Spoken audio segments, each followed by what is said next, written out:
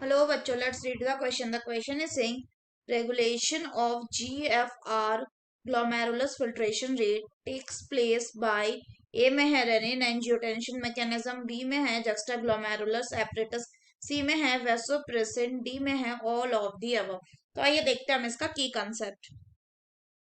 तो अगर हम बात करें इसके की कंसेप्ट की तो इसका की कंसेप्ट हो जाएगा रेगुलेशन ऑफ जीएफआर यानी ग्लोमेरुलर फिल्ट्रेशन रेट. तो अगर हम जीएफआर के रेगुलेशन की बात करें तो सबसे पहले अगर हम बात करें तो होता क्या है कि जो हमारा बॉडी है हमारे बॉडी में प्रेजेंट होता है osmo receptors.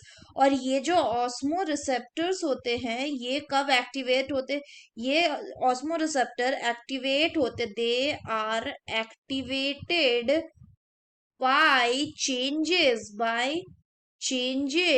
in the blood volume में चेंज होने पर ये क्या होते हैं, एक्टिवेट होते हैं. ब्लड वॉल्यूम या फिर अगर बॉडी फ्लूइड वॉल्यूम में भी कोई चेंज आता है तब भी ये क्या होता है, एक्टिवेट होते हैं.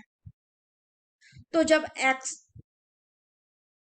जब एक्सेसिव लॉस होगा, एक्सेसिव फ्लूइड लॉस होगा बॉडी से, फ्लूइड लॉस ये क्या करेगा, it will trigger the osmo receptor to get activated. मतलब ऑस्मो रिसेप्टर को ये क्या करेगा, एक्टिवेट करेगा. और ये जो ऑस्मो रिसेप्टर है ये क्या करेगा, ये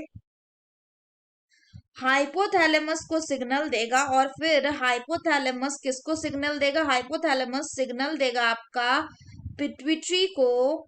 और पिट्यूटरी क्या रिलीज करेगा, पिट्यूटरी उसमें भी पोस्टीरियर पिट्यूटरी वो क्या रिलीज करेगा, वो रिलीज करेगा आपका एडीएच यानी एंटी डायूरेटिक हार्मोन, या इसी को क्या कहते हैं, इसी को कहा जाता है वैसोप्रेसिन. और ये जो एडीएच है ये फिर क्या करवाएगा, ये करवाएगा आपका वाटर का रीएब्जॉर्प्शन. अगर बात करें कि ये वाटर का रीएब्जॉर्प्शन कहाँ से कराएगा, from the latter part of the tubule, from the latter part of the renal tubule, ताकि जो डायूरेसिस है वो क्या करे, वो प्रिवेंट हो सके. नेक्स्ट अगर हम बात करें तो सिमिलरली JGA यानी कि जक्स्टा ग्लोमेरुलर एपरेटस भी इसमें रोल प्ले करता है. तो इसमें अगर हम बात करें कि क्या होता है, तो जैसे ही GFR यानी ग्लोमेरुलर फिल्ट्रेशन रेट क्या होगा, डिक्रीज करेगा, ये किसको एक्टिवेट करेगा, it will activate the JG cell यानी जक्स्टा ग्लोमेरुलर सेल.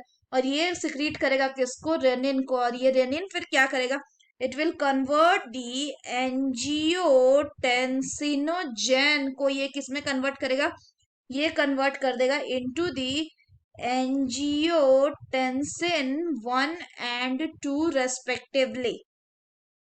यहाँ पे ये जो एंजियोटेंसिन 2 होता है ये क्या है, ये एक पावरफुल वैसो कंस्ट्रिक्टर है. यानी वेसल्स, ब्लड वेसल को ये क्या करेगा, ये कंस्ट्रिक्ट करेगा. तो जो भी पावरफुल वैसो कंस्ट्रिक्टर है इसका मतलब ये क्या करेगा, it will increase the glomerular, ये glomerular will increase the glomerular blood pressure को ये क्या करेगा, इंक्रीज कर देगा. और ग्लोमेरुलर ब्लड प्रेशर इंक्रीज हो गया मतलब क्या, कि जीएफआर जो है ये भी इंक्रीज होगा. साथ ही साथ ये जो एंजियोटेंसिन है, एंजियोटेंसिन 2 है, ये क्या करेगा, ये एड्रिनल कॉर्टेक्स को भी क्या करेगा, एक्टिवेट करेगा, एक्टिवेटेड. तो इससे क्या होगा, इससे जो एड्रिनल कॉर्टेक्स है ये सिक्रीट करेगा आपका एल्डोस्टेरॉन. और ये एल्डोस्टेरॉन क्या कराएगा, ये Na+ का एंड वाटर का रीअब्जॉर्प्शन कराएगा. कहाँ से, from the distal part of the tubule. ये टिब्यूल के डिस्टल पार्ट से क्या कराएगा, वाटर एंड Na+ का रीएब्जॉर्प्शन कराएगा। और इस पूरे को ही क्या कहते हैं, इसी पूरे मैकेनिज्म को कहा जाता है renin angiotensin, renin angiotensin mechanism, renin angiotensin mechanism. तो अगर हम बात करें क्वेश्चन की, क्वेश्चन बोल रहा है कि जीएफआर को रेगुलेट कौन करेगा, so the correct option will be option D, that is all of the above. So that's all for the question बच्चों, hope you understood it well, best of luck.